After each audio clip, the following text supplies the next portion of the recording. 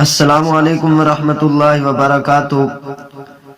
مسئلہ یہ بیان کرنا ہے کہ قسم کا کفارہ موجودہ دور کے اعتبار سے کیا ہے اور کفارہ میں کتنی رقم دینی ہوگی۔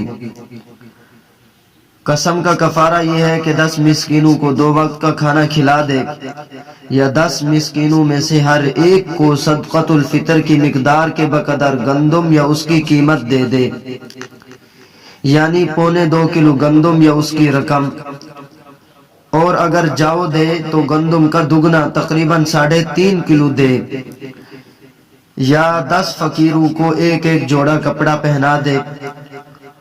اور اگر کوئی ایسا غریب ہے کہ نہ تو کھانا کھلا سکتا ہے نہ کپڑے دے سکتا ہے تو اب اس کے لیے حکم یہ ہے کہ مسلسل 3 روزے رکھے۔